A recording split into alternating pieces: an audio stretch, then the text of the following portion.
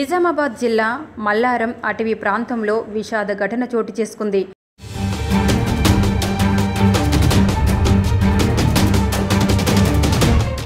జిల్లాలోని మల్లారం అటవీ ప్రాంతానికి ఆనుకుని ఉండే ఓ గ్రామంలో ప్రవేశించిన చిరుత కరెంటు స్తంభం ఎక్కింది. ఎందుకు ఎక్కిందో ఎలా ఎక్కిందో తెలియదు కానీ విద్యుత్ స్తంభం ఎక్కి తీగలు చుట్టుకుని విద్యుత్ ఘాతానికి గురి అయింది. స్తంభం మీదే ప్రాణాలు వదిలింది.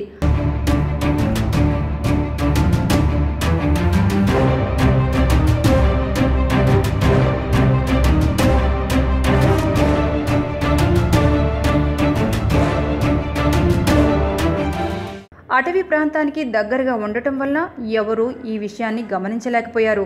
దీంతో చిరుత మృతదేహం విద్యుత్ స్తంభం మీదే వేలాడుతూ ఉండిపోయింది. దీన్ని గమనించిన స్థానికులు అటవీ శాఖ సిబ్బందికి, స్థానిక విద్యుత్ లైన్మెన్లకు సమాచారం ఇచ్చారు. వారు వచ్చి చిరుత మృతదేహాన్ని కిందకి దింపారు. అప్పటికే మృతదేహం కుళ్ళిపోయిన స్థితిలో ఉండటంతో ఈ ఘటన చోటు చేసుకుని 4-5 రోజులు అయి ఉంటుందని అంచనా వేశారు. చిరుత కరెంటు స్తంభం ఎందుకు ఎక్కింది అన్నది ఇప్పుడు మిస్టరీగా మారింది.